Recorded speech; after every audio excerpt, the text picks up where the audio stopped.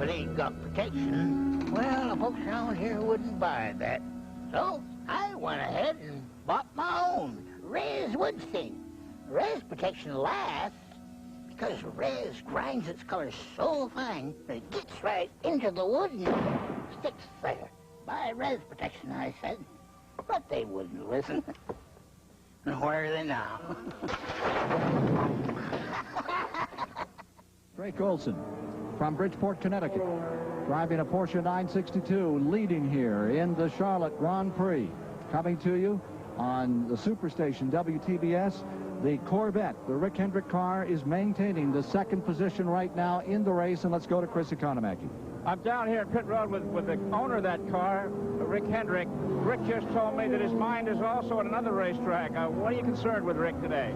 Well, at Dover, Jeff's leading right now, and every time I put the radio on, he's door-to-door with someone, I cut it back off, and I'd wait a few minutes, and I'd turn it back on. So I'm watching two races at one time. Your Corvette here is doing very well, but it's losing a couple of seconds a lap to the leading Porsche. Will you speed that up before the day is over? Yeah, the game plan was to run to the last stop, and then we'll turn it up.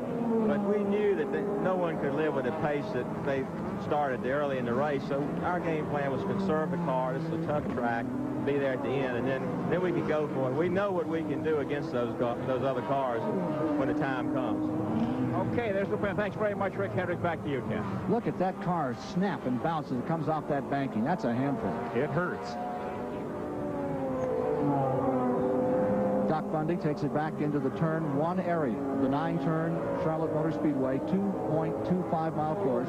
If you're joining us now, it's 500 kilometers, 138 laps, 310 miles to be run. Ford jumped out in front. It looked like Klaus Ludwig of West Germany was going to give Ford their second victory with that great prototype car. Then its engine went away. Shortly thereafter, Al Holbrook and Derek Bell's car. Derek Bell at the controls went through the chicane, and as Derek Bell said, it just went flat. And so Al Holbrook and company, they've rolled the car away. They are eliminated from the competition. The Aiken-Struck car has been a contender all day. Cyril Vandermerver and Doc Bundy have been staying right in the hunt. But the car that is just dancing around this course, and we think perhaps at risk because it's going so fast. There's the leader, car number 16, trying to put a lap on the second-place car as they come through the chicane, Olson and Cobb.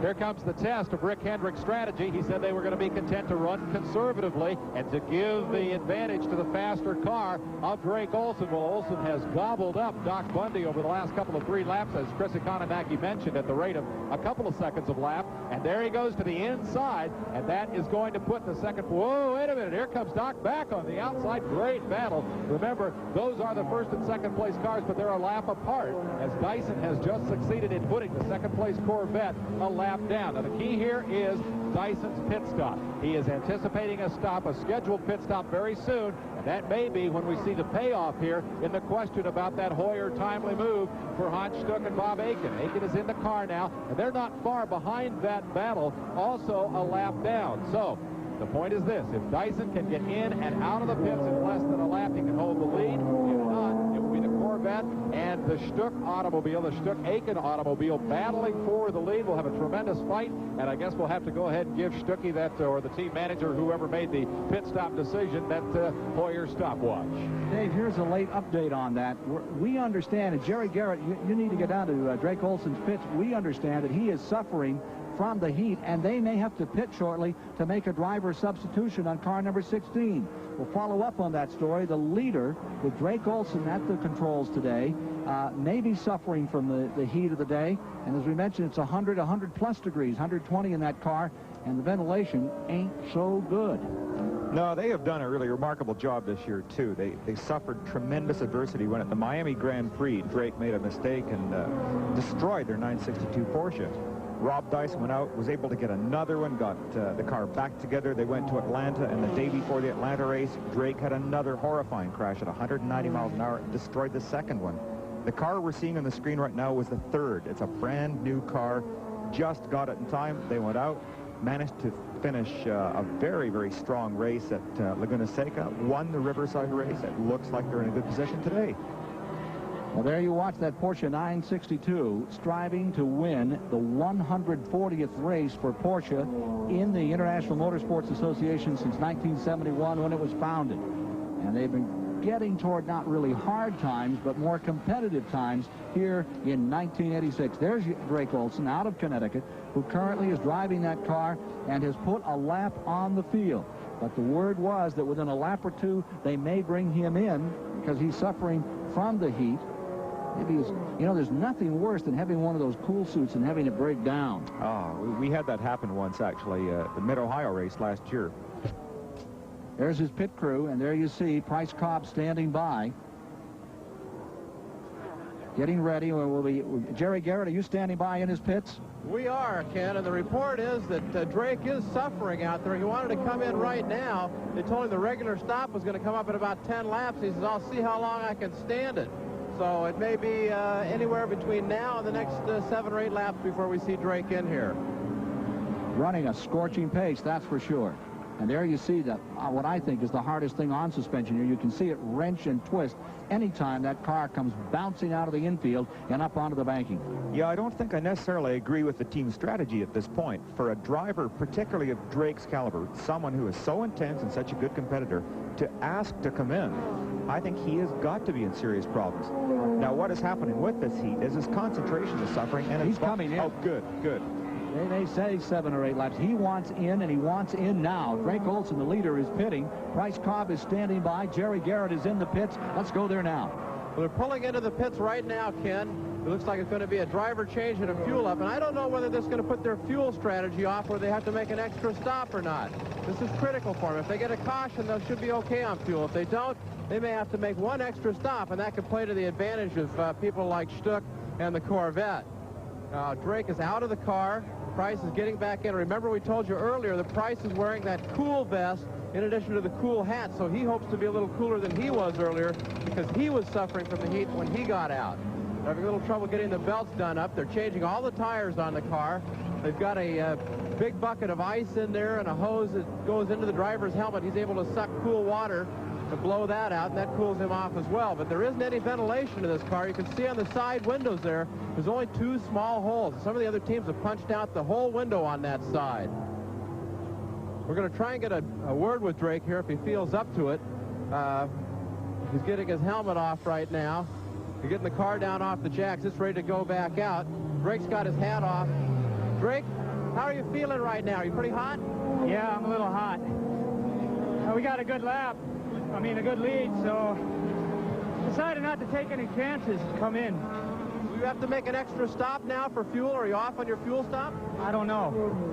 I'm not sure. The best thing, though, is they come in. I was feeling hot. Didn't want to take any chances, so I came in. I don't think the cool suit system was working properly. I wasn't getting any cooler, that's for sure. Go cool off. Take it easy. Never seen him look older. Drake Olson was in for 59 and 4/10 of a second. Now Price Cobb is driving the car and staying out in front. We have some soothing news here for Drake Olson because scoring is now reporting that even though they lost a full lap on that pit stop, that indeed the 2nd and 3rd place cars were not 1 but 2 laps down. So the Price Cobb and Drake Olson entry now in the hands of the cool Price Cobb still has a 1-lap lead at this point, even though they gave up a full lap of that lead. Perhaps more critically, by our calculations, they are definitely looking at 1 more stop. They were able to run 50 laps on a tank of fuel, and they have stopped with some 60 to go. So in all likelihood, they are off on their fuel strategy now and will have to make 1 additional pit stop. That will, in all probability, cost them most of that remaining lap, and we could get a great race to the finish.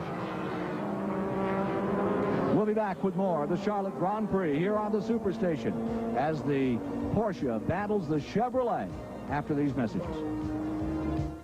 Jack Nicklaus, for the first time, reveals his secrets for a winning game on this exclusive 2-hour video cassette. Jack Nicklaus, Golf My Way. The rules allow 14 different clubs. Fortunately, you only have to learn 1 swing. But the hard fact is that grip, aim, posture, and ball position account for at least 80% of good shot making. Does this shot scare you? Well, it really shouldn't. Let me show you the short game. Chipping. This technique is a game in itself. Putting is no different than any other golf shot. This Golf My Way series is the one I've always hoped and planned to do just once in my lifetime. And I'm very excited about the way it's turned out. Call 1-800-268-6365. Only $89.95 plus $3 per copy for insured shipping. Please specify VHS or Beta. Have your credit card ready and call now. 1-800-268-6365 and ask for operator 5681. We're back at Charlotte Motor Speedway. Live TBS Sports coverage of the Charlotte Grand Prix on a hot, muggy, and cloudy afternoon here at Charlotte Motor Speedway. And as we watch the action, the new third-place car is number 46, currently in the hands of Whitney Gans. Gans has moved into that third spot just about 2 laps ago while we were away in commercial, moving around Bob Aiken, and we may see an interval here. It's a big gap. It didn't take Gans long to go by, and once he went by, he is really putting a lot of distance on the Bob Aiken car. There you see Aiken just coming into your frame, and we're talking about a couple of seconds of advantage here in just about a lap. It is clear, I think, Bill Adam, that Gans is definitely either running more boost or certainly a faster race pace than Bob Aiken. Here is your leader, and again, we have had a driver change there as Price Cobb has gone in. I would expect that Whitney has had the boost turned up. Now, this year, the 1986 rules, of course, the driver doesn't have that option any longer. Now, the boost control knob is actually outside the car, and the crew chief or one of the members of the crew has to do it during a pit stop. But at this point in a race, you're getting near the end, and if there is going to be a sprint, you've got to try for it now. The car has run well for them today. The Buick engine has always been just a powerhouse in this car, so I think it is time. Whitney, too, he's ready for a charge. He likes to get out there and have a real good go at it. Bill, let me ask you a question. As these tracks rack up for difficulty, where would you place Charlotte? No doubt in my mind at all. As far as a driver fatigue track, this is far and away number 1. Let's go to Jerry Garrett. Well, Ken, report down here at Dyson pit right now, the lead car, they had a problem that they didn't know about when they came in. Besides the fact that Drake Olson was hot and tired, they had a tire on the right rear that had 2 big chunks out of it. I don't know how much longer that tire would have lasted, so they had to come in anyway. Well, there you see the Morgan Blackburn Buick Tiga, that car, number 6. It was running 3rd in the light category of prototype cars in this event, in trouble, coming to a halt. Yeah, it looks rather ominous. There's a fair bit of smoke and or steam coming from the back of the car, so it's got a problem of heating as well. Not sure which of the combination is driving that car. The last report on that machine, I believe that the owner of the car was at that time in it. Let's go to Bob Barsha quickly. And at the Goodwrench Communication Center, he has an update on some of the news today in motorsports. Thank you, Ken. This is the last weekend you have to qualify for the Indy 500 if you're entered, if so inclined. But the story thus far today in Indy has been rain. Now, the rain has stopped. They say in about 30 minutes they'll be able to get the cars on the course and hope to get the rest of qualifying in. Among the 11 drivers still hoping for a shot at the field are Ireland's Derek Daly, Dutchman Jan Lammers, and a guy named George Snyder, who has qualified for the last 21 Indy 500s. That streak definitely on the line today at Indy. Rain was also the story here at Charlotte yesterday, but neither rain nor hail nor a broken clutch nor off-course excursions nor anything else you care to name, including not having a windshield wiper, could keep Jack Baldwin from his appointed rounds. Baldwin went on to beat Tommy Riggins in a 300-kilometer race for GTO and GTU class cars.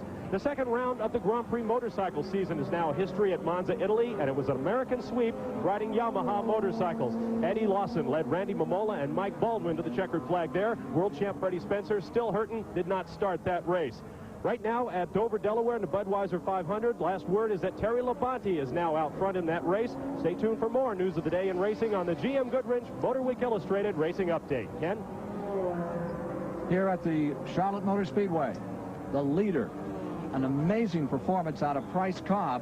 He and Drake Olson continue now, as Dave gave you a report just a few moments ago. They have him now by still a lap in the lead. Apparently when the Corvette was in, it was in for some 45 or 50 seconds. He was able to get a second lap in there. And this car is just running away from the field at a tremendous pace, but will have to pit again with now 84 of the 138 laps complete. Yeah, I think for the Corvette to take a run at winning this race, they're going to have to turn that boost up to unheard of limits, and I just don't think it's possible. They really have to depend on the Dyson car running into some sort of problems. their final stop, even if they should have to make one more fuel stop, it's going to be a very fast one. They'll come down the pit lane, dump in 10 gallons very quickly, and get right back out. So it won't take very long at all. They shouldn't lose more than 30 seconds maximum. The Buick Hawk stays third. Loganberg and Gantz, and then Aiken and Strook have fallen to fourth, with the BF Goodrich car, Brassfield and Morton being shown a few laps back in the fifth position, being shown at 4 laps down now. And the new car is well off the pace today at number 67. There you are with the Morton-Brassfield combination inside the cockpit of that machine as it continues to come through in the fifth position in the event. Yeah, Darren's looking quite comfortable in there. It's so deceiving to the viewers that you just don't realize how uncomfortable he actually is. He's breathing all these hot fumes right now. It's not a pleasant thing to be doing. It's a strange hobby to get involved in. Here's car number 52 on pit road. Second place car. Here's Chris. All right, Sal Vandermerve is getting Doc Bundy out of the car. They've got their plumbing in their hand. This plumbing here has to be hooked up. Bundy's going back in to assist with the seatbelt adjustment and the flashing up. Fuel and the right side tires are going on, and a soapy windshield clean is being taken care of. It's an efficient-looking crew here.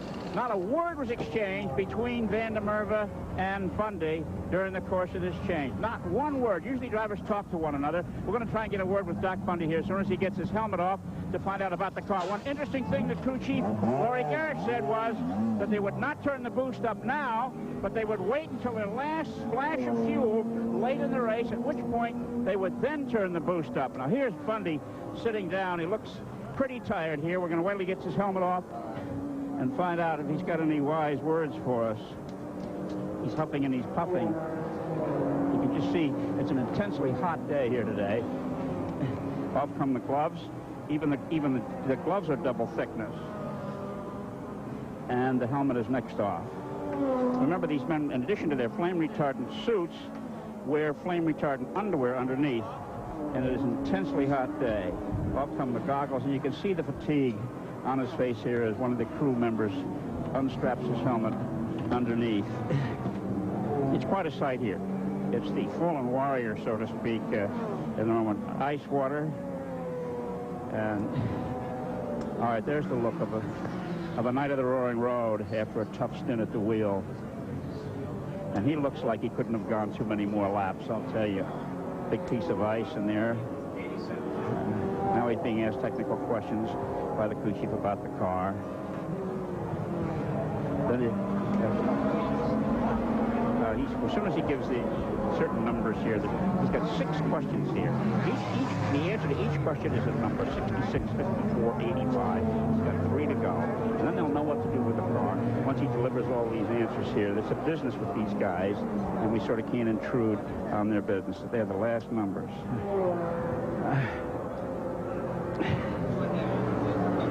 And there comes a shake of the head in the negative. All right, Doc. You going to be able to go again? Sure. Feel like an Eskimo? It's rough out there. It's just so much G-forces. I couldn't keep my head up after the last 10 laps. My head was totally flopped over. I couldn't hold it up. What about the car and the tires and the track? It's very slippery, and you have to be very careful about running too hard. As you can see, I was chasing on the Coca-Cola car for a while, and I just kept easing my pace up. I got into turn 2 over here, and the tire just let go. You know, we're overheating the tires, what's happening. And the problem with the G-force is you can't get away from them. You have them up in the banking, and then you have them over here through 2. And your neck just never gets right again. And then it back up onto the banking, just throws your head over again. Are you through for the day yourself? No, I got to get myself ready to help him out. Okay, Doc Bundy beginning to smile again. Back to you, Ken. Second place overall. Tough guy, Doc Bundy.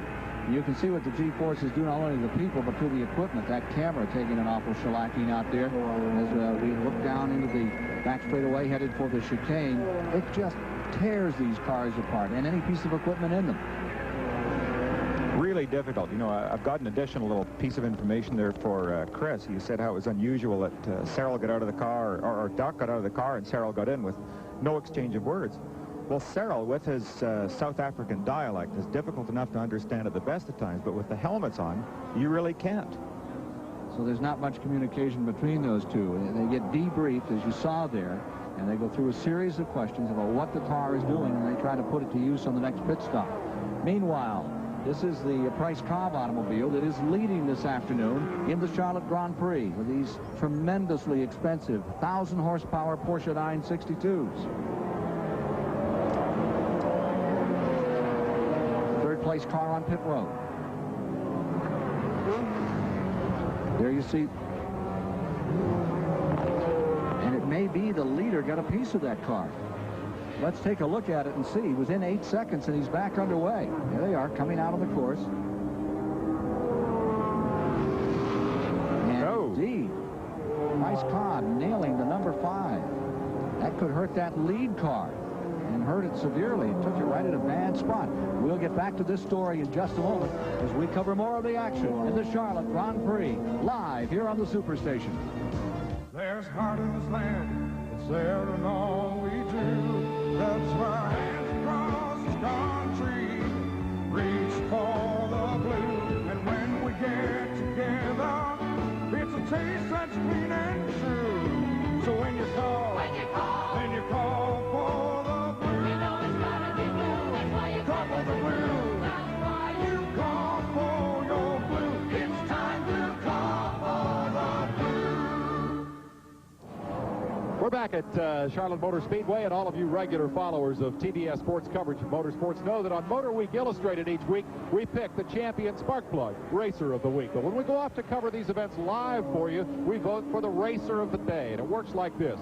Ken Squire always votes for somebody from Vermont. Bill Adam always hedges, waffles a little bit because he's a driver and he's got to get back out there with those guys and doesn't want to face that why didn't you vote for me sort of talk. Jerry Garrett votes for somebody different just because he's cantankerous, and Chris Economaki votes for his favorite Light of the Roaring Road with a wonderfully colorful explanation that I can never understand. Today, we may have a very, very easy ballot at the end of the race. We have just passed the Norelco Mile Marker Award, milepost number 2. 200 miles are in the book.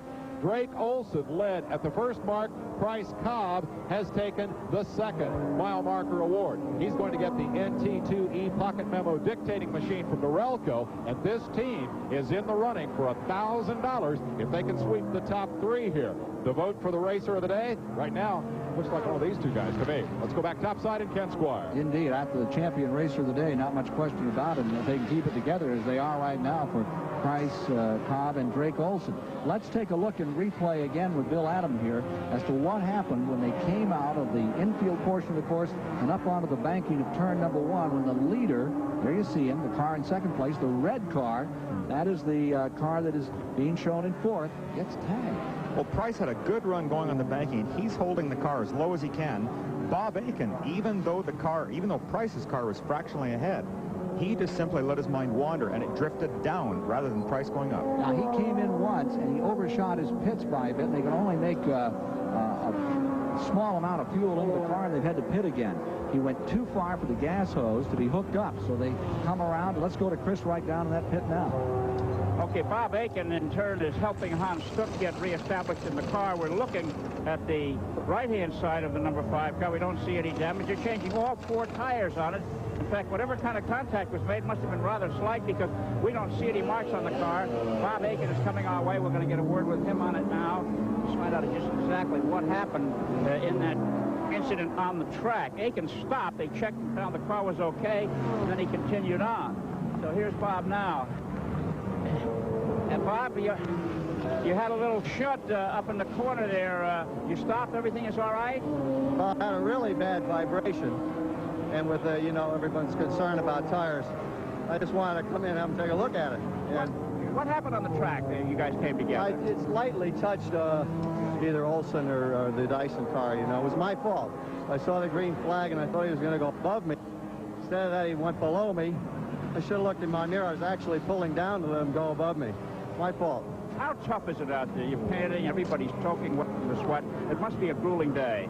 Well, you know, it really isn't that bad. You know, we're all concerned about the conditions of the track and the speeds on the banking, and gives you pause every time you head into that banking. But the rest of the track's holding up for it. It's not bad at all. Okay, thank you very much, Bob Aiken. Back topside. A true gentleman of the sport, Bob Aiken, who said it was his fault. Absolutely. You don't very often get somebody admitting it. hey, I made a mistake. Reminds me of Graham Hill after he was taken out of the Mexican Grand Prix, cost him his 3rd World Championship. And he really got taken out by another driver. And he said, how did you feel about that? He said, I thought it was terribly unsportsmanlike. Lost him the world title. The true British diplomacy. Aiken, if they have an award for that, it ought to go to Aiken. It was his mistake, he said. I'm a little surprised.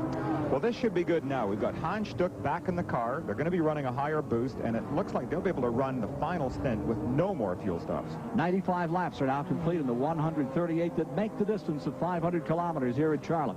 It's been a bit of a surprise as Olsen and Cobb stay in front. Now, here's a bigger surprise. Gantz and Loganberg in the Buick Hawk are now being shown in 2nd place with the Doc Bundy car and Cyril Vandermerwe car back in 3rd. They may be getting together to do a little racing here shortly. And in the 4th spot is Aiken and Stuck. Checking on the Camel Light Series, the Pontiac Fiero. Bob Earl's car is still in front with England's Bellum as the co-driver. Fanato and Pichetti and the Ferrari are running in the 2nd position. Then the Cat's car, the Mazda, is in 3rd. And Deborah Gregg, teamed with Colin Truman, Jim Truman's son, doing an outstanding job. They have pulled themselves up into 4th in the category of the light cars, and they are running 10th overall in the race. We've got a real battle developing here where the Corvette is catching right up to, I think it's Whitney Gantz is in the car. Maybe it's Bob. But in any case, the RC car is being overhauled by the Corvette. We're going to see a display of American horsepower just about this point as they're going out onto the banking. Now we find out who has that boost knob turned up the most. Here we're going up. 2nd, 3rd gear, 4th gear, up into 5th gear. Corvette is walking underneath the Buick. No contest on that one. Tremendous horsepower. We're reporting that Loganberg is in the car as they come to the chicane. Cyril Vandermerwe driving for the Corvette hopes here. The Spirit of Charlotte car just waltzed on by. Tremendous power in that car. He's running that car very hard right now and obviously wants the victory. As you said, a hometown victory. It doesn't matter what sport you're involved in. That's always the sweetest. So for Rick Hendricks, oh, we've got the RC car coming in the pits. Maybe that's got something to do with it. But for the Corvette to win here in Rick Hendricks' backyard, his hometown, oh, there'd be a great celebration. There's number 46 in and driver change taking place. Loganberg to get out and Whitney Gantz stepping in. Whitney is going in. Jerry Garrett. And we're down here in the pits right now watching this pit stop, and it seems to be a real orderly one. All the normal things are happening that you want to do in a pit stop like this. They're changing all 4 of the tires, putting in a lot of fuel, cleaning off the windshield. You notice on the right side and the left side, they've got the side windows out of the car. So this is probably one of the better ventilated cars out here today, and that may help the drivers avoid the fatigue factor, and that may be why they're climbing up the leaderboard right now, and some of the other drivers are lagging behind. Now, they're already out and underway. Just made an interesting little observation there. On the top of the left fender, the left front fender, there's actually a hole where the tire's been rubbing on the inside of the bodywork, and that fiberglass is gone. There you see number 46 coming back to power again with Whitney Gantz now driving the car. They are being reported back to 3rd spot, and the Corvette is in 2nd with the leader, Olsen and Cobb. More in a moment. There's no game like it. Footy, Australian rules football.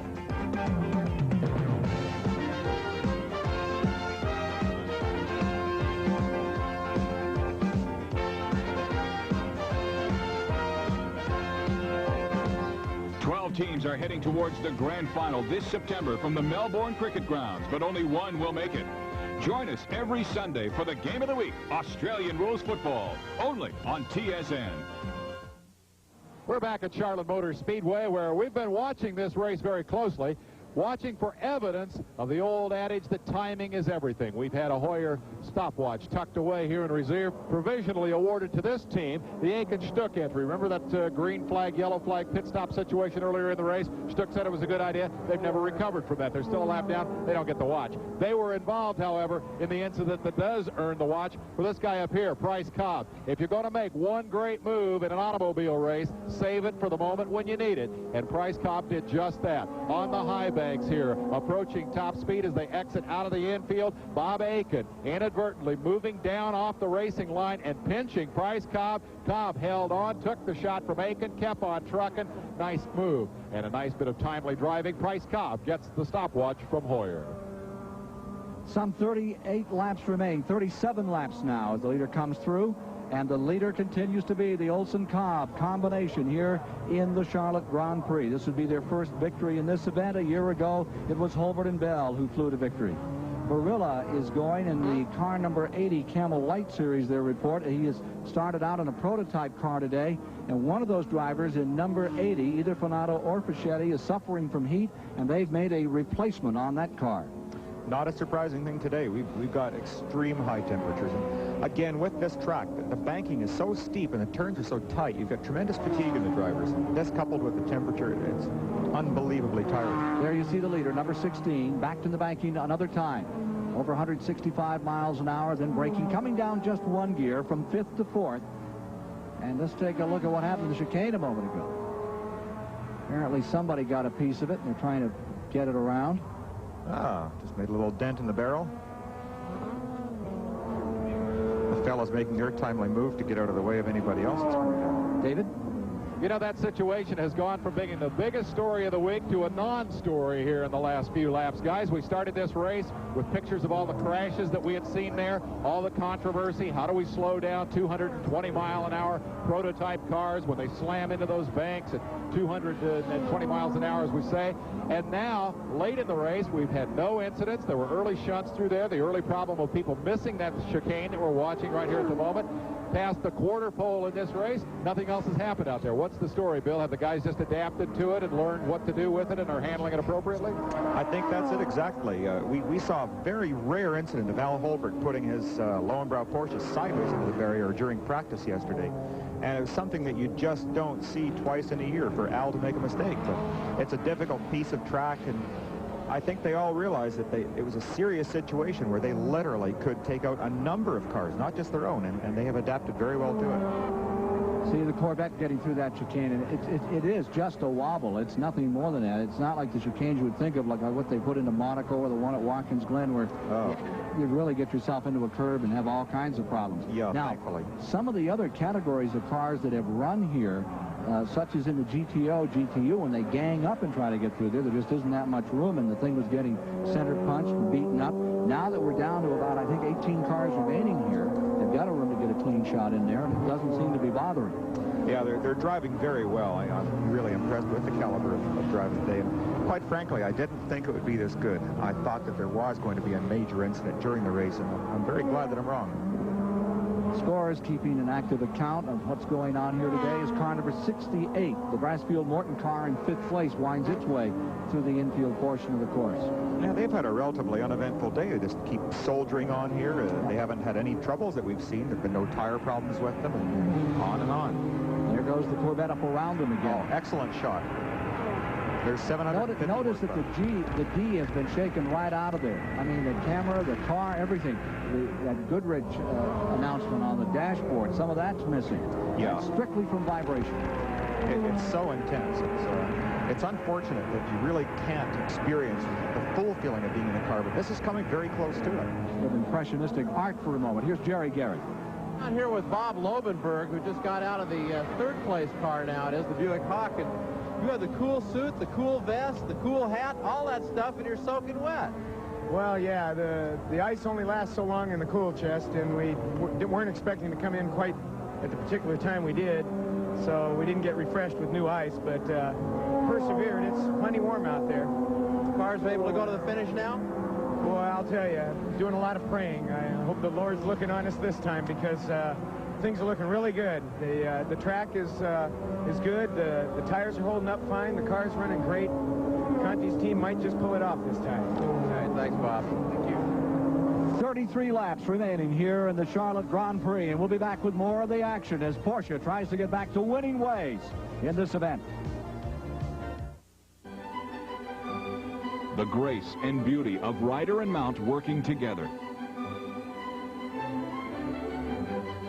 The Sports Network presents the Badminton Horse Trials, one of England's most prestigious equestrian events. Join us for highlights of the 3-day Badminton Horse Trials on Friday, May 23rd, starting at 7:30 p.m. Eastern, here on TSN. At the 105th lap, as they came down the straightaway, this crowd came cheering to its feet as the Corvette took a lap back. And you can see they're still enthusiastically trying to get that Spirit of Charlotte to get out in front and move around and take another lap back from the Porsche 962. Well, these people really enjoy their racing, and I think even my friends in Miami heard that cheer. Cyril van der Merwe in the Corvette, now in front of the lead car. A lap down still, plus another full lap, minus maybe 10 car lengths.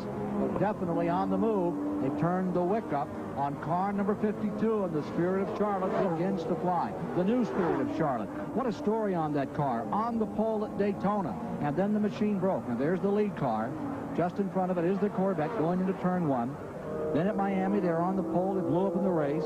Did not go to Sebring, but at Road Atlanta, they came home the winner.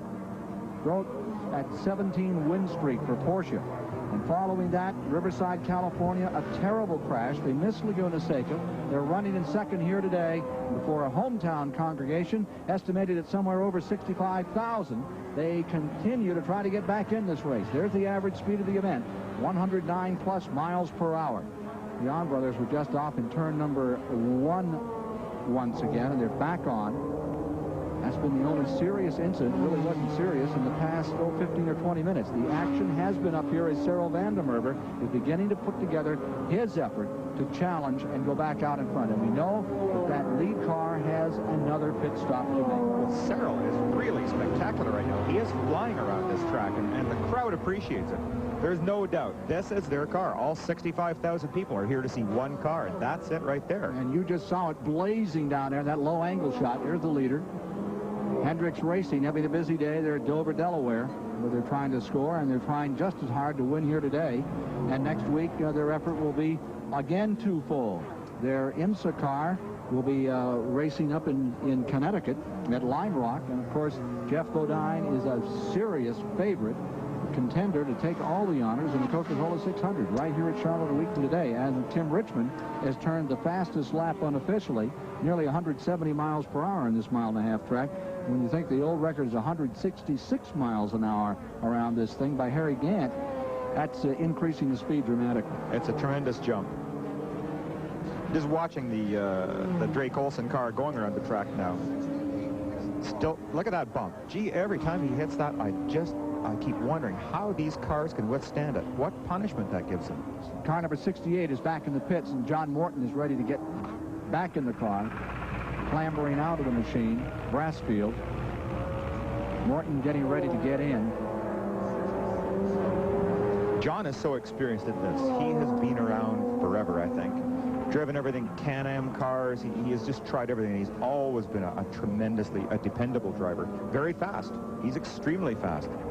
Saves all of his competition energies for strictly racing. Other than that, he's very laid back. A very low-key small engine repair shop, and enjoys that.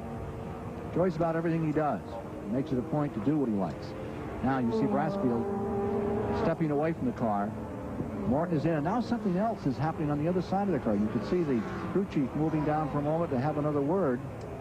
It may just be something as simple as refilling their cool tank. That's putting more ice cubes in the cooling system for the drivers.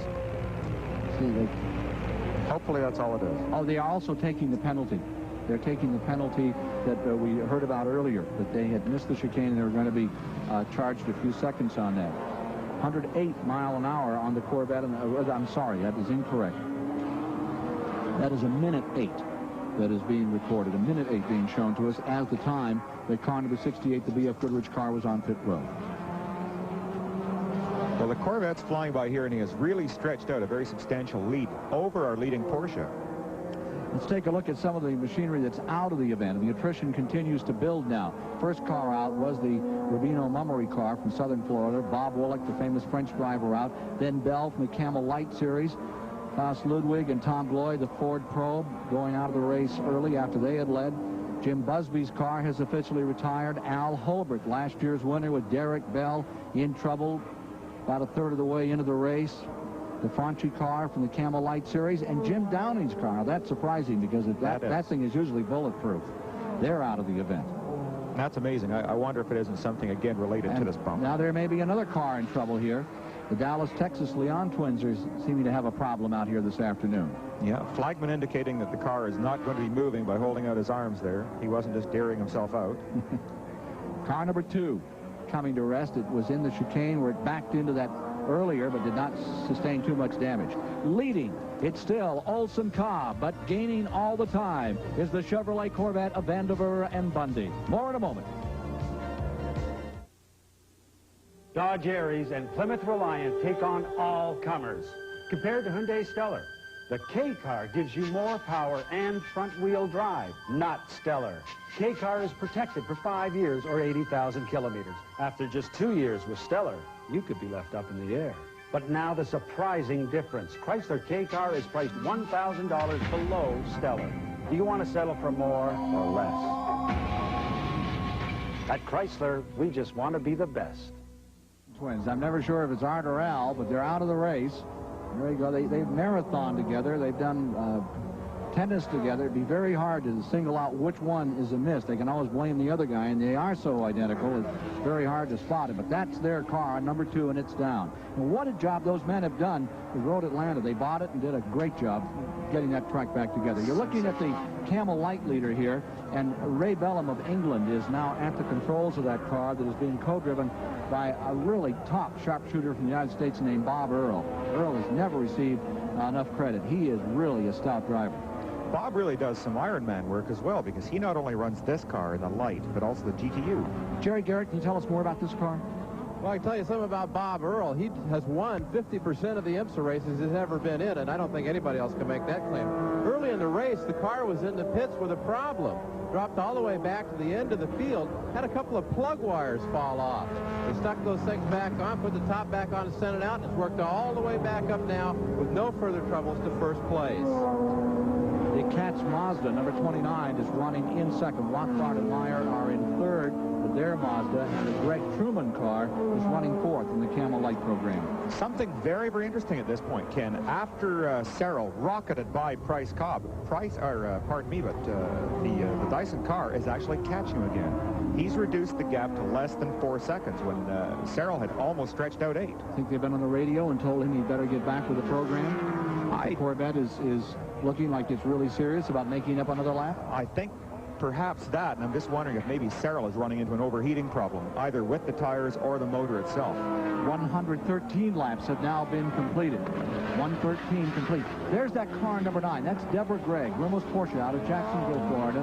And driving in that car today is young Colin Truman, and the son of Jim Truman. I believe Deborah's driving right now. He's a business student at Ohio State and wants to take a hand at racing. He does as well as his dad. He's got a lot of going to do. Well, he's certainly going to get a lot of support from his dad. He gets involved in so many facets of racing, from Indy cars to sports cars, to even owning the Mid-Ohio racetrack. A couple of races down the way here, they'll go to Mid-Ohio, which in my mind is just about the most beautiful road course in America, and Jim Truman is totally responsible. No one else. Picture perfect. It's always like driving through a park up there. Racing. Not bad getting in and out either. There you see the leader, car number 16, still there, still hanging on. Olson and Cobb, and I don't mean hanging on, I mean they are flogging that car, and it just takes the abuse and seems to like it. They're running hard. I think this is part of what you pay for when you buy one of these Porsche racing cars. They're outrageously expensive cars. They're $275,000 cars. But you buy a car that has been tested for countless thousands of miles by the factory. This is actually a factory that's in business to build, develop, and really get a world championship car. Now they're getting one of the drivers ready in that cool suit apparatus once again. I can remember Benny Parsons getting one of these on him, and the thing got too cold and froze him up in parts. I think that's Drake Olson they're getting ready right now. Here's Jerry. That is Drake Olson. He's getting ready to go back out. He's got full cool suit on this time, when earlier he just had on the cool hat. Drake, you're going to be able to go to the finish easier with the whole cool apparatus on now? Oh, yeah, this will make it a bit more comfortable out there. I know that Price had a similar situation that I did, and he went to the vest, and he says it's the greatest thing since sliced bread. He's having a good time. Well, a confident team, they hope to hold on and pull out the victory here. Drake Olson, likable guy, wants to really make it in motorsports, and he seems to have the ability. He started out in Formula racing. He's come into IMSA racing, and as was described earlier, he's had the opportunity now to go to Germany and do some testing. And everyone seems to think he has a great deal of potential. He still crashes a lot. But the thing about him is he comes back, and you think back on some of America's top drivers that have been developed, that seems to be in the business of developing it right. Yeah, he has. He's become very, very fast, and some of the crashes I don't think really are Drake's fault. The one in Atlanta, for example, apparently it was from the car bottoming at the bottom of the bump, 190 mile an hour compression. And what it did was to rip away the under tray, part of the fiberglass below the car that forms the ground effects that keeps the car sucked down to the ground. Once that was torn off the car, he lost all that ground effect. The car took off, literally. It's that old business about you don't know your limits until you go one step beyond, and hopefully you can come back. Oh, definitely. I was very glad to see Drake get back into a car and not lose the self-confidence that he had. It's very important to feel that you can do that. You're sliding these cars, like literally sliding them at 200 miles an hour, and you have to have total confidence, not only in your machinery and your crew that work on the car, but yourself. You want to feel that, yes, I can do this. That cool suit must have helped dramatically, because the business of concentrating at 200 miles an hour and sliding a 1,000 horsepower car and trying to keep it threaded in the right manner, that thing alone would be worth, I would say, what, a couple of seconds in the course of the end of a race and getting back into this thing? It definitely is, Ken. It keeps you so sharp, and it's like so many things that once you start getting hot and tired, you lose the will to win. You slow down. You just think, well, if somebody passes you, I can't try any harder. No loss of will to win thus far for Olson and Cobb. More of the Charlotte Grand Prix live after these words. Only you. Just because you've washed your car doesn't mean you're finished. After each wash, you need some Armor All. On the dash, the bumper, and especially the tires.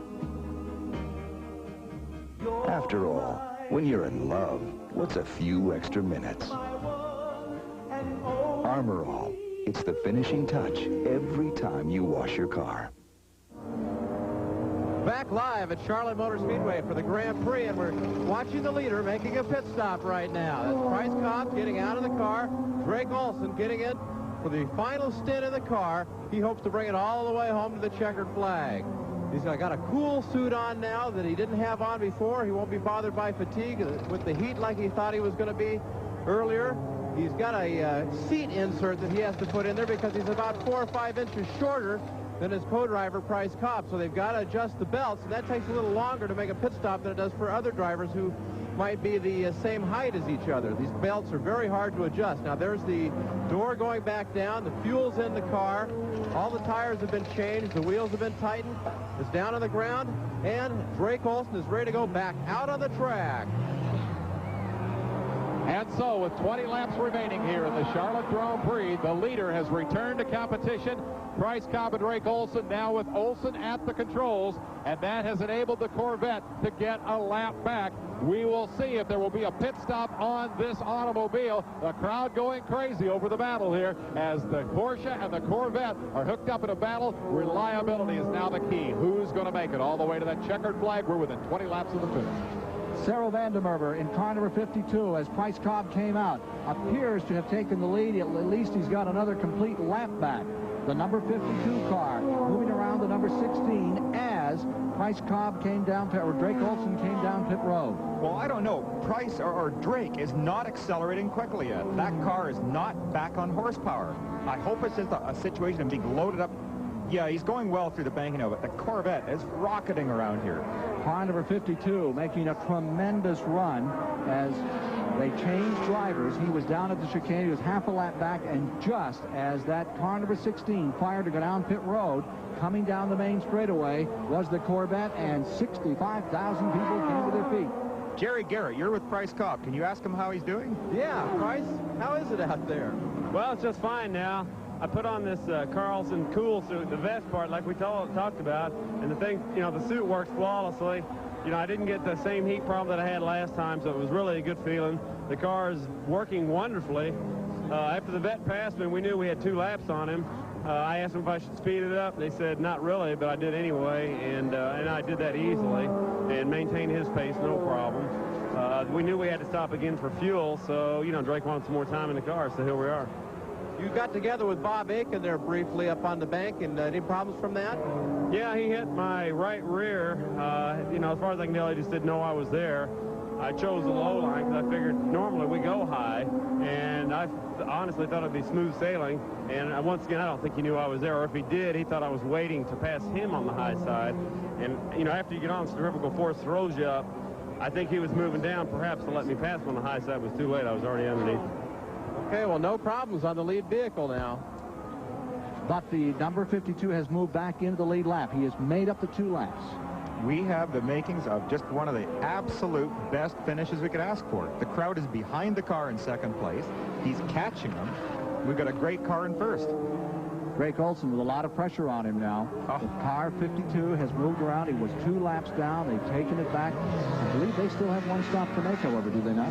Well, it's going to be close. They may be able to run it. I don't know how high they would have run that boost up in the last pit stop, but I think they will have to have 1 quick splash of gas. 138 laps makes the distance. 121 laps have been completed. There's the number 52, the second place car. Hometown hero here, this particular machine, not the drivers, something the car itself. Something we can look forward to, without doubt, is if they do have to have that final splash for the gas, the crew chief will turn the boost up as high as they can possibly run it, and then you will really see some spectacular performance. A lot of speed, a lot of power. Oh, brand new car. This is the first time out of the box on this machine. This is a new one. It looks similar to what your viewers have seen on shows before, but in fact, it's a totally evolutionary car. And They've changed a number of things. It's beginning to rain. Report from around the course, from the spotters' locations are, it's beginning to get wet. All right, who's the best man in the wet? Cyril Vandermerber, Drake Olson. Well, Cyril is brilliant. I've seen him drive in the rain before, and he's an incredibly talented driver. Being a rally driver, I think this helps his car control.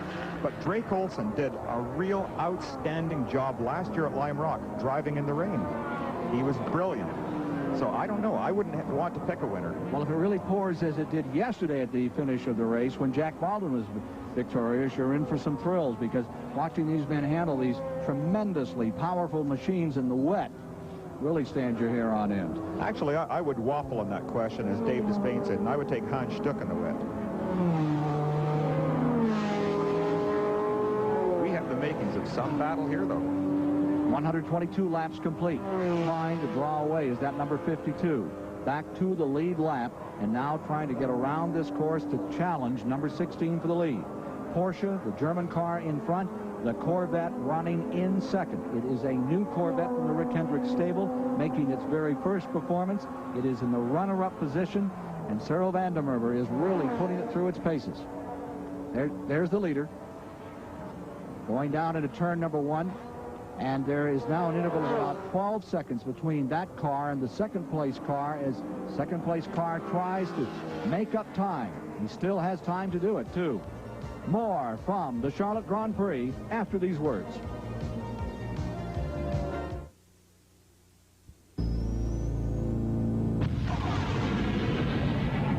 TSN Summer of Champions is here. Sports events you won't see anywhere else. Golf gets into full swing throughout the summer with PGA, LPGA, and seniors tournaments. Weekends are for golf fans, and throughout the summer, TSN is the network for golf fans with our extensive coverage of major events. During TSN Summer of Champions, golf has never looked better.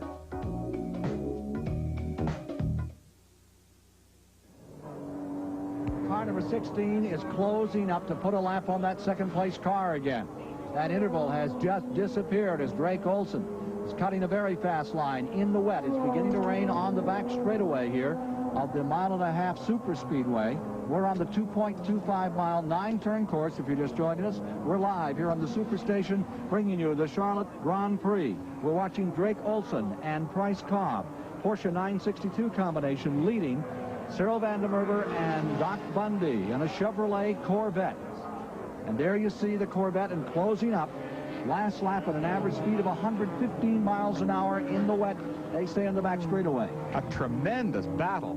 I thought Cyril was really going to make a break there. He seemingly pulled away from the Dyson car without too much of a problem. All of a sudden, Drake has got the bit in his teeth, and he's hauling him back in here. He's really closing quickly. We anticipate that number 52 will pit again, and very shortly. Here he is. Look at him pull away there. Oh, the horsepower of that car. Over 900 horsepower in that Corvette. Here comes the Porsche 62 rated over, what, 1,000 horsepower in that car? The Corvette would be the more powerful of the two cars. The Porsche would probably be something 800 range, whereas the Corvette definitely, under ideal conditions, should have close to 1,000. Coming to turn 3. And the Spirit of Charlotte. Car entered by Rick Hendrick, local sportsman, is maintaining second. A great battle. The fans today couldn't have asked for anything better than this. Remember that Olsen is trying to put him a lap down to contain him. Time is running out. 126 of the 138 laps complete. He can put him a lap down. He feels he's got a little bit of a security blanket here. It would help, no doubt about it. And I'm sure Drake is aware of that. He's probably talking to his crew right now, trying to find out exactly what the situation is. Does Searle have to make another pit stop? Are they sure they're one lap ahead? There's the brute horsepower beginning to work as they come through the chicane. And then when he gets into the cornering situation, all that experience that Porsche has put together from their experience in the World Endurance Competition as well as in IMSA begins to show. But right here, raw horsepower is pulling away from car number 16. The Porsche, without doubt, closes up under braking and going into the corner. He's picking up a very nice amount of time. But particularly at the chicane in the back straight, it's an amazing difference.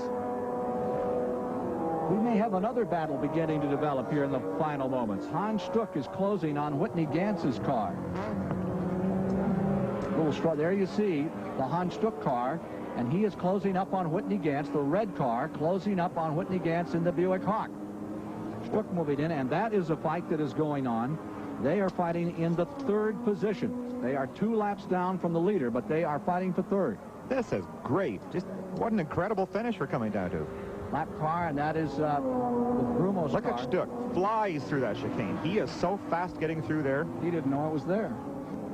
Here's Stuck moving in, battling for third. Whitney Gantz on the outside in the Buick Hawk. Yeah, he's got that. Porsche in front. Let's see what Whitney will do at turn 1.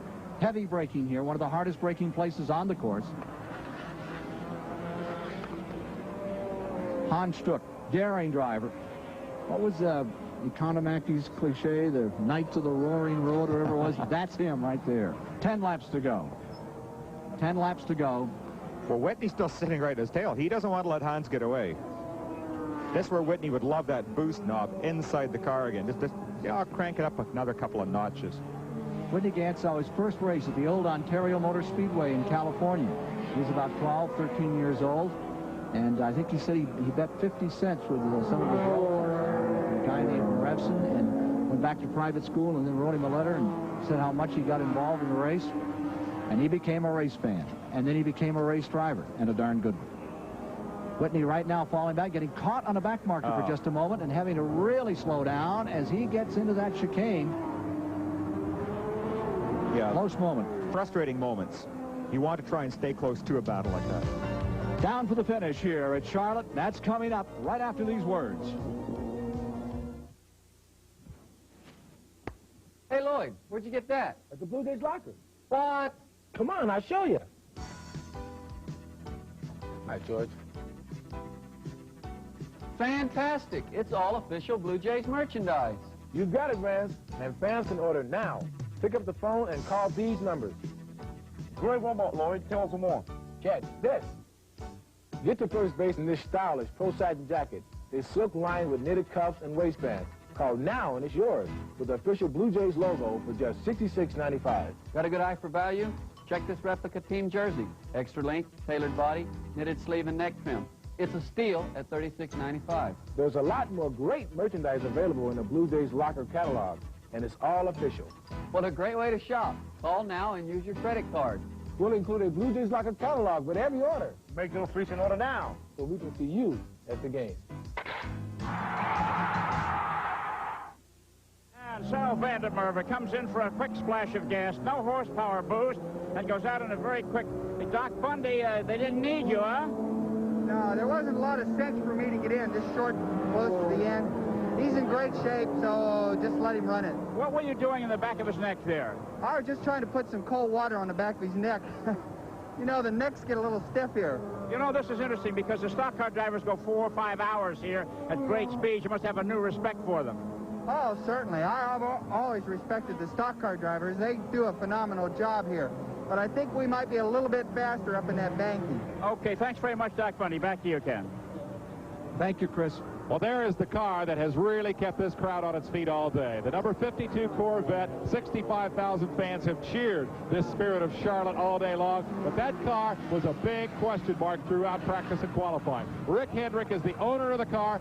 Timing is everything, as the Hoyer people know so well. And Friday night, he made a decision. We need an intercooler to make that car run the distance. So he called England. He hired a woman named Joan Mitchell-Moore from a company called Rapid Movements. He said, go get me an intercooler, get yourself a plane ticket, fly to Charlotte. They slapped it on the car. They had no chance to test it. It has run trouble-free here all day. They've got a solid second-place finish. Timing is everything in racing, as my friend Chuck Trongali is very well aware. Chuck's got something very nice. Can I take a look at your watch there, Chuck Trongali? This is a beautiful sport watch that comes from the Hoyer people. You're going to be making this presentation. We have decided to Mr. Rick Hendrick. Thank you, and to Hoyer for all your work. That's a nice piece of work, a nice piece of timing gear right there, and it's going to go to Rick Hendrick. I think he also ought to get the biggest rabbit's foot. There is Rick Hendrick. Gambling on parts like that at the last moment, sometimes that doesn't work out quite like you want it to. But it sure is working out today. It's in second place.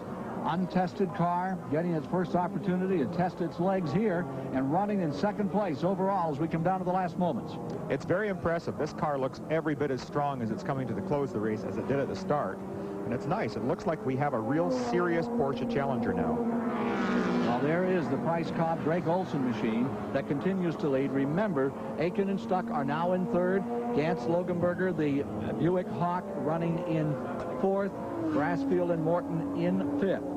And there are 7 laps remaining to be run here today. 7 to go. This car has been an outstanding performer, and it's been a day when the Porsches have really had their trouble. Look back at what's happened to some of the really top pieces of machinery. It's really sad and very surprising from a number of team standpoints, like Al Holbert having that breakdown so early in the race. Amazing. I don't know what could have happened. And same thing with the Bayside team. Paulo, Perilla, no luck at all. But this one stays out in front and hopes to pull it out in less than 7 laps.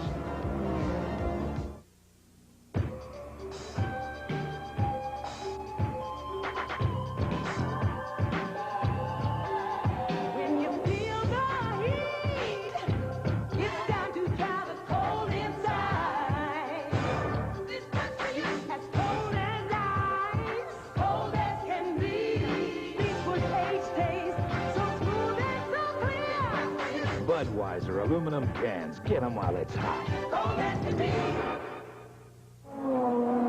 You see, after all the excitement created by car number 52 for this gigantic throng out today, the aspirations of the Hendrick Racing team are falling back, subsiding here as car number 52 is in trouble and everyone's going by, holding on, trying to finish in second place. Meanwhile, Hans Stuck in number 5, running a lap or 2 down from number 52, continues his way around the course. He's trying to move back in and take at least second position. There you see the number 5, Stuck at the controls. Just unbelievable. We just finished talking about how strong this car has run all day, and here he's come into a problem. Don't really know what it is. There's no smoke from the car. It doesn't look like anything is loose. All the wheels are still doing the proper things, and yet he's always on the low side of the banking. He is just struggling around the track right now, and I think he's going to lose second place. 5 laps remaining in the event. Back to the line. Looks like 75, perhaps 80 miles an hour on the Hendrick Corvette going into turn number 1. Meanwhile, Hans Stuck has already made up 1 lap from him and is trying to, I believe, what, is he down a lap? I think they're on the same lap now. They are on the same lap, so it's a matter of time. He's less than half a lap behind, and I think at the rate that Hans is going, even though there's only a few moments left in the race, I think he is going to catch Cyril. Olson and Cobb stay out in front. They have dominated this race completely. After first the Ford fell to the wayside and then the Al Holbert car, everybody was waiting for the Holbert people to do what they always do. Spotter reports that car 52 just plain sounds terrible all the way around the track. Something amiss on the Corvette.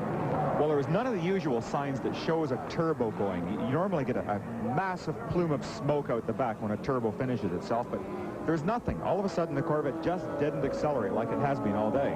wonder if we can get a report from the pits from either Jerry Garrett or Chris Economaki as to what may be the malady on car number 52 that's leaving it hanging on, clutching, grabbing for anything it can get as we get down toward the finish of this event. Well, the mechanics here in the Rick Hendrick, Mr. Goodwrench Corvette pit say that the driver, Cyril Vandermerve, reports there's no boost pressure. He's just running on a sort of a normally aspirated engine. And this car really needs that extra boost. There's the problems that can try again. Within 3 laps of the finish, and the distance is now stays for some reason just about half a lap as we watch number 5 Stuck going through the chicane at the start-finish line was the Corvette of Cyril Vandermerve. Yeah, he'll be closing very, very quickly right now. They're both on the high-speed section of the track. Hans is very close to him now. Going into turn 3 goes the Corvette, and going into turn number 1, Hans Stuck closing up. Well, both drivers will be aware. Both Cyril and Hans will have been in radio contact with the crew chief. Dave Despain. This race has now passed the 300-mile mark. Norelco mile marker awards at mile 100 to Drake Olson, at 200 to Price Cobb. They've both gotten pocket memo dictating machines from Norelco. And now, as we pass the 300-mile mark, another pocket memo dictator, and bingo, jackpot. Drake Olson and Price Cobb split a $1,000 prize. They've swept it today. Every mile marker award has been won by this team. They have stopped this competition. The Norelco Drivers' Cup, decided by vote of the media here. The vote is not yet in. We'll try to get you the winner of that before we leave the air. Ken? At the chicane, car number 52 going through, headed for turn number 3 of the Super Speedway. Down the back straightaway through the chicane moves car number 5. Here comes Stuck. On Stuck moving up. And there goes Stuck. Just flying by. And that makes him the second position runner in the field. Cyril Vandermerve staying out there. Let's look back now at who is running in the 4th position. That was the Whitney Gantz Loganberg car with a lap remaining. 1 lap to go. I believe that they're going to pass him too. Whitney is closing very quickly, and Cyril is powerless. What a terrible position to be in. He no longer is a racing driver. He is just a passenger in a broken car out there. Whitney Gantz, sensing blood, moves in with the Buick Hawk. They're going into turn number 3. There you see the number 5 car, which is taken over in the 2nd spot. Times like these are they're so frustrating to drivers and crew. You think you've done everything well all day long. You have just done such a wonderful job, and to lose this close to the end. Car 52. Still barely moving around the speedway. And Whitney is just closing. He's right on him there. Whitney Gantz around him, and Whitney Gantz is going to take over in the 3rd position.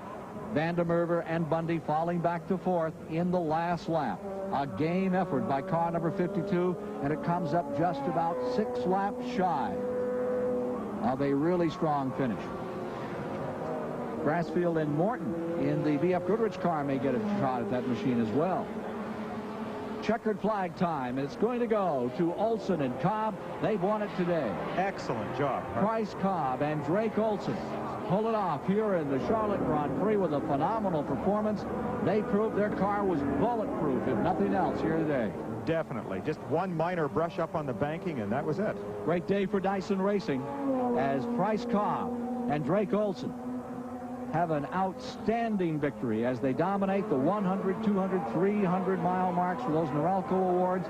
That really tells you the story of just how much supremacy they have on the rest of the field. Well, what a great team this has turned out to be. This is their new car, their replacement car, and out of 3 races, they have 2 wins and a 2nd place. And the Sebring car, the winner at Sebring is going to come home in 2nd place. Hans Stuck and Aiken, car number 5, having a good run today, and Porsches again have 1st and 2nd place.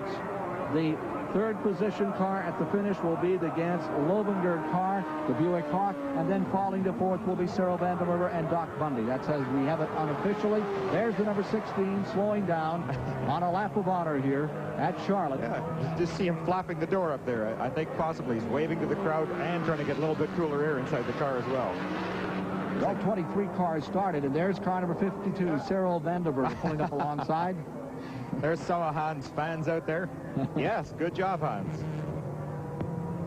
All right, we'll meet the winner of the Charlotte Grand Prix here on the Superstation in just a matter of moments. They'll be pulling car number 16 in, Price, Cobb, and Drake Olson. Stay tuned here as we meet the man who did it in the Charlotte Grand Prix. After hours of practice and qualifying, mechanics have the cars ready to go. The drivers have come from across the world. They too are ready. The Corvette is on the pole, and we're about to go sports car racing IMSA style.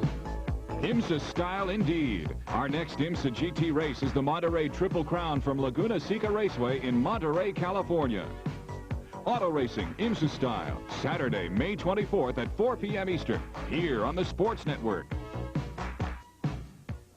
Victory balloons going up over the victory circle here at the Charlotte Motor Speedway for 2 cars. A wonderful performance by Bob Earl gives the Pontiac Fiero its 2nd victory in a row. And for Price, Cobb, and Drake Olson, it has been a marvelous performance. Almost flawless until they pulled into victory lane and darn near took the door off. I don't think they would have minded. I don't even think the car owner, Rob Dyson, would have minded at this point. Drake Olson clambering out of the helmet and out of the car, and Chris Economaki is standing by. Find out how it feels to win one of these things. Hey, Drake Olson. Congratulations, Drake. Where do you buy your hats? There's a neat hat shop in New Milford, Connecticut, and I go there. You're soaking wet. Actually, you feel good for winning, but physically, how do you feel? Not too bad. Really, this cool suit that we had just we started with the hats, and it wasn't enough, but now we put on a vest with the hat, and it really is great. And so there wasn't any problem the last little bit. And it helps when you're winning, too, you know. Next race, you have the cool necktie, right? A cool necktie, cool underwear, you know. We're going to do the whole bit. Cool socks. Hey, Price, which one of you guys won this race, you or Drake? I'd say it was definitely a group effort. The team, Drake, myself, Goodyear tires, Andile Motors, the whole thing, none of which we couldn't have done the job. Okay, what kind of problems do you experience during the course of the race? For myself, the first time out, I got very, very hot. There's absolutely no moving air inside the car, and I had only the cool hat on, the skull cap, and you could feel that your head was cool, but the rest of you was on fire. So when I came back in and changed again, I went to the vest, and that made all the difference in the world. It's like, you know, being air conditioned, and from then on, everything was flawless. So other than that, and the track got a little slick, everything went perfectly. Well, see, a co-driver would like to have the window open. How about you, Drake? Well, what was the tough part of the race for you? Definitely that first stint was hard. I had all I could do to hold my head up, and it was very, very hot in the car, and I wasn't sure if it was just me or if everybody else was experiencing it, and it turns out that everybody else had the same problem. So I'm a little bit relieved over that. You know, Richard Petty, the stock car driver, says that you never give up, but sometimes you give out. This is true. Well, my body was definitely barking during that stint. It wanted out, and but it all worked out fine. And with this cool suit, this last stint was really easy, no problem. You know, your car owner wasn't here. He was at a commencement exercise. Would it have been different were he here?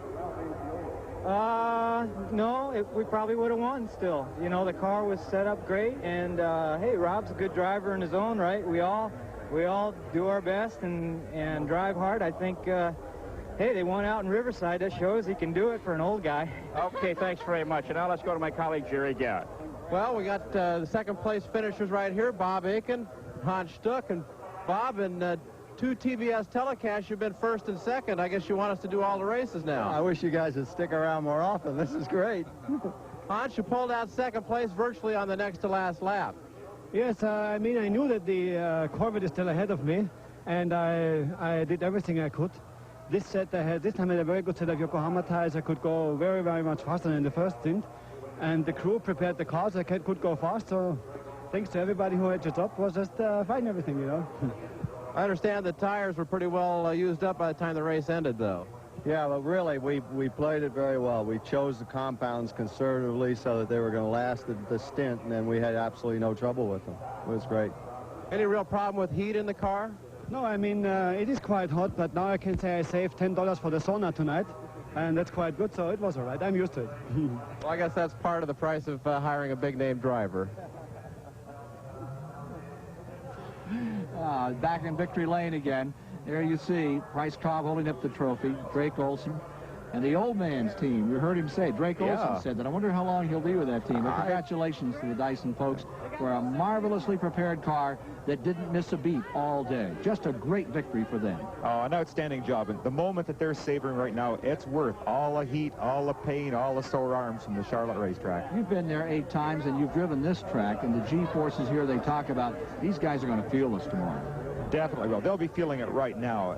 Doc Bundy brought out an interesting point when he started talking about his neck. And how the stock car fellas do it, I really don't know. Because 1 hour in the car here, and your neck is aching. But to try and put in that second race, you really don't want to go back in and have to go through that again. Here's Dave Despin. Well, let's find out who our broadcast team think was the outstanding single driver in this race, as we do on Motor Week Illustrated each week, picking the champion spark plug racer of the week. We want to pick the racer of the day here at the live event. And we'll begin the broadcast poll, I think, with the guy who called the action today. Ken Squire from up top side, how did it look to you? Who was the outstanding driver of this race? Well, I think attrition told the story in the prototype category of racing today. And it was a well-driven race for Price Cobb and Drake Olson. But some of those leading contenders that would have been up there to take a shot at them, like the Klaus Ludwig car, and like Al Holbert, and like that wonderful Bayside car that has shown its merit. They weren't around. As far as I'm concerned, it was that car that won in Camel Lights today. Bob Earl is a tremendous driver, and he gave an outstanding performance here today. We saw a bit of it in our telecast, but if you're going to name a driver, I mean, he had a lot of competition around him all afternoon, and Earl would be my choice. That's a nice call. I like that, Kenley, because those Camel Light cars do put on a great show and still don't get quite as much recognition as do the big GTP machines. You shared the booth today with Bill Adam. Bill, you must have a vote for the outstanding driver here. Yeah. I am going to go exactly to the same place as Ken went, and that's Bob Earl, the driver of the Fiero Light car. When he had the problem at the start of the race and dropped to last, I thought, that's it. There goes your chances of victory. But outstanding. He drove with his usual brilliance. Crystal clean ride, and now they've got a victory to show. Bob is my choice. Jerry Garrett and Chris Economack each had a slightly different view of the race, watching it from down in pit side. Let's go to Jerry first. Jerry, champion spark plug racer of the day nomination. Well, I'd go for Bob Earl. I know you were counting on me to go for somebody else, but at this point, I'd say Bob Earl's done a heck of a job. Like I said earlier, he's won 50% of the IMSA races he's ever been in. Well, you're still cantankerous, Jerry, but we'll record one more vote for Bob Earl. Come on, you guys, make this interesting. Economacky always has a favorite Knight of the Roaring Road. Chris, who's it going to be? Well, I like the way Klaus Ludwig took off in that mini-engine Ford there earlier. I thought he did a fantastic job while he was in the running, and I sort of give him my vote with all due respect to the rest of the fellows in the event.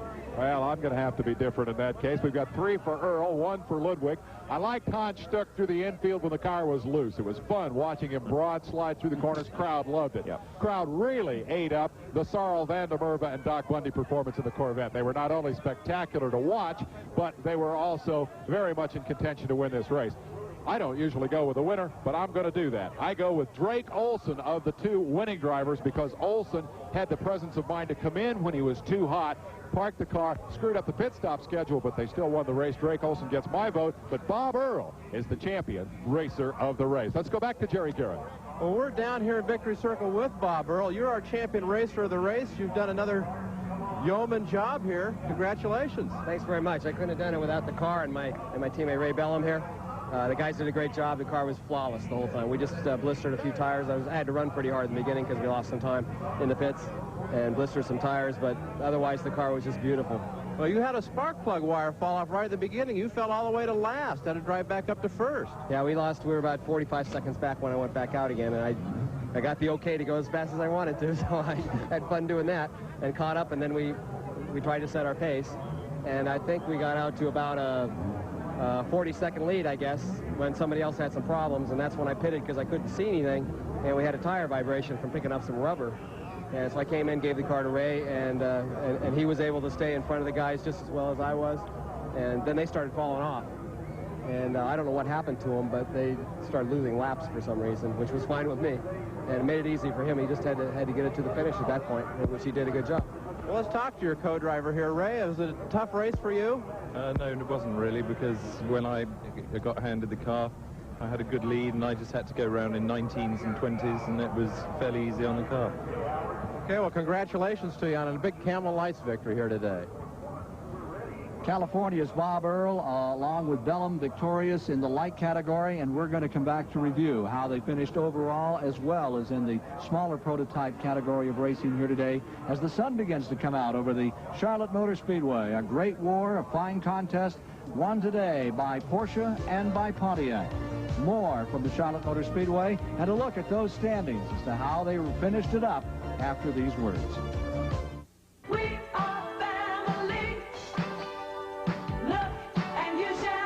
86 Chevy Celebrity Eurosport. The only way you know it's a family car is that it's got what families value. Room, price, and at no extra cost air available. Now there's 9.9% financing available over 36 months or 10.9% over 48 months to qualified buyers of Chevy Celebrity with a 2.5-liter engine.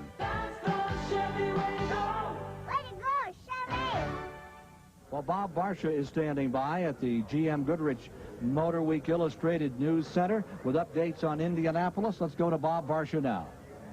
Thanks, Ken. With this one in the books, there are two other major stories going on in motorsports today. We'll bring you up to date. First, on the Budweiser 500, the NASCAR Winston Cup event going on up at Dover, Delaware. At this hour, about 100 laps to go. Dale Earnhardt leads, followed by Terry Labonte, Harry Gant, Bobby Allison, Jeff Bodine, and pole sitter Ricky Rudd, all on the same lap at that point up at Dover, Delaware. The other big story is at Indianapolis, where the rain has stopped. They have passenger cars on the track right now trying to get it dried off. They hope to get qualifying back underway at Indy in about 5 minutes' time. That's it for this edition of the GM Goodrich Motor Week Illustrated Racing Update. Now let's go back to Ken Squire. Victory Lane is still the focus of attention for this gigantic crowd. This is the second biggest crowd for this event. Actually, they started coming here in the early 70s. Or Constanza brought a great little Corvette in here back when I first remember it and had a wonderful race. Today, we've had exciting action all afternoon. A lot of surprises with the Ford getting in trouble early after setting a brilliant pace. Klaus Ludwig retiring. Then the sadness of seeing Al Holbert's team fall out, which for racing fans anywhere is a sadness. That's such a fine racing team. To see Derek Bell and Holbert in action is one of the joys of motorsports. Here's Jerry Garrett. Well, we're down here with one of the third-place finishing drivers, Bob Lobenberg. This is your first drive in this car. You got to be pretty happy with the result. Well, I sure am. It's been a long time since I've driven one of these cars, back in '82, and it'll take a little bit of time to get seated back in, but for the most part, everything worked out really well. Of course, we'd like to be in the winner's circle. You can't every time, but we finished, and that was a major accomplishment for our team. And I think Phil is delighted to have something to look forward to. And next weekend's Lime Rock, I hope to be there. Yeah, what have you got to look forward to at this team? Do you know at this point? Well, I think we're going to go on for the rest of the season, and I think Whitney and I make a real good team effort. Well, based on the results, I guess a lot of people would have to agree with you today. Bob Lobenberg. On the finish, they are now showing Vandermerver and Bundy as officially coming home in fourth. The Brasfield Morton BF Goodrich car in the fifth position. There was enough laps down, so he wasn't able to overtake John Morton and Brasfield, the retiring, very ill Chevrolet at the end of that race. They mentioned that next week they go to Lime Rock. The International Motorsports Association has a really busy calendar. May the 26th, Lime Rock, Connecticut. Then on June the 8th, they go to Mid-Ohio, out to Lexington, near Columbus, Ohio, at Jim Truman's facility. Then June 22nd, they're in West Palm Beach, Florida. And July 6th at Watkins Glen, New York, which is totally renovated and really is becoming the old show place it used to be. We remember back in Formula One days. Then they go all the way out west, July 27th to Portland, Oregon, with these International Motorsports Association cars. Taking a look at the standings now. In the top positions today, Drake Olson and Price Cobb win at Porsche 962, averaging some 109 miles per hour. Bob Aiken and Hans Stuck of West Germany and their Porsche 962 came in second. Then a Buick Hawk, Whitney Gantz and Lobenberg finished in third position. Cyril Vandermerver and Doc Bundy come home in fourth. Brasfield and Morton in the BF Goodrich car come home in fifth. In the next position back, sixth and first in the Camel Light Series, it was Earl and Bellum. Bob Earl, who you met just a few moments ago, and England's Bellum with a Pontiac Fiero. Rothbard and Myers took second with a Mazda, and then it was Canizares and Katz in the Mazda, and Deborah Gregg, teaming with Colin Truman, will wind up in fourth position, while the Ferrari, Fanato, Pacetti, and Barilla finally get into that car. They come home in fifth. A final thought from you, Bill Adams. Well, I thought it was very disappointing that superstars like Derek Bell and Al Holbert, Bob Wallach and Paulo Barillo fell out so early in the race. But it really didn't detract from an absolutely outstanding day. The crowd here got their usual. They're always very, very involved. They had a great day. They had exciting racing to watch, and it's only sad that the Corvette couldn't keep it up right until the end. I was disappointed that the Jaguars were not here as they kind of gather their forces up for the rest of the season. And, of course, the BMWs are still in problems. They're coming back later this year and ought to be really tough as we get a little further into the year. Here's Chris Economaki. Well, I think that the companies involved in racing, Ford and Chevrolet, are a little bit upset as to how their cars performed today, and that's the important part of racing. They put so much into it, so they'll be back later on this season, hopefully with cars that can go the distance and finish first and or second. We'll have an in-depth look at this whole story again on Motor Week Illustrated here on the Superstation 535 next Saturday, originating live here from Charlotte next Saturday afternoon. Again, our congratulations to the winners today. Dyson Racing comes home with a magnificent victory. They just didn't step out of it once. They went for it from the very beginning. They led it 100, 200, 300 miles, and when it was over, Drake Olson had himself a grand day with Price Cobb. We'd like to thank Dave Despain, Chris Economaki, and Jerry Garrett down along pit road, Bill Adam alongside up here in the booth, and Bob Barsha for the GM Goodwrench updates throughout the day. I'm Ken Squire. Thanks so much for being with the Superstation for our coverage of the 1986 Charlotte Grand Prix here on WTBS.